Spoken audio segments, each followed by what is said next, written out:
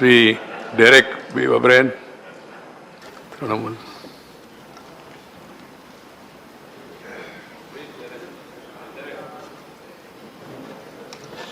Please, Derek ji, please, Bori.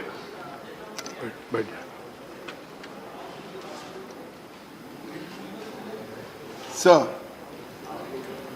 Please, Derek. just after independence in undivided Andhra Pradesh, those who owned agricultural land were, how do they show how well off they are, how important they are in that area? They had a very interesting way of showing.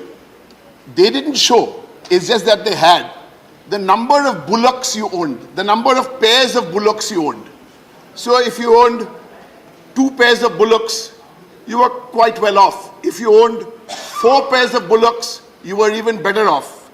And a few families owned 6 or 8 pairs of bullocks. So one such family owned 8 pairs of bullocks.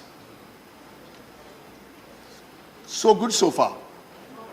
But one day, one of these bullocks, the animals, they went totally nutty, and the bullock actually gorged a lady in the stomach. The lady was carrying a baby or a 1-year-old boy. Dropped the child, obviously. The lady was taken to the hospital and the lady passed away. And the child lost his mother at the age of 1. This is your story, sir, of an early loss. And from that early loss, you have done whatever you have done, which we can find in not only Wikipedia entries, but in a glorious career you have had. And I don't want to go there today because I think we have lots of speakers, so we'll all talk about that. Sir, I'm sure that will make a good story for your autobiography, which you must write. I've had many experiences with you, but a few I'm going to talk about today, and I certainly don't expect answers for any of those, but maybe one day you will write an autobiography.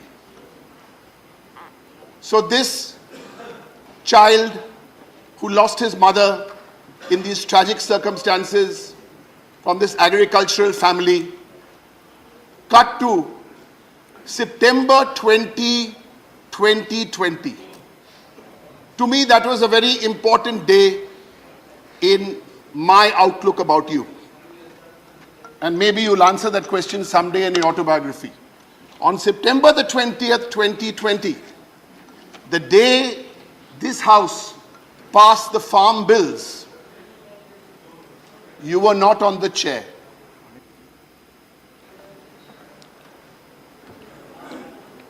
You were not. Sir, you're the only Vice President who has served 4 terms as a Rajya Sabha MP. You're the only Vice President who has visited every Indian state, include all 28 states, including the states in the Northeast. Sir, these we know, but someday you will give us the answers, because when I first came here, you used to sit this side. And I remembered on the 2nd of September 2013, I think your seat was just here. On the 2nd of September 2013, you made a passionate speech on petrol and diesel.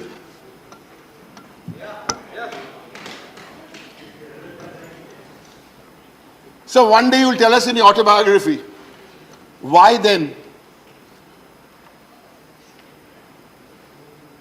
Let's not go there.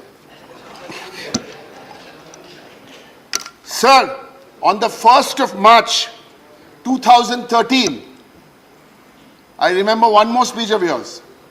You led the discussion, Mr. Jaitley was that side, and you made an intervention for about 5-6 minutes on phone tapping. We tried Pegasus last few years, but we didn't get a discussion, sir.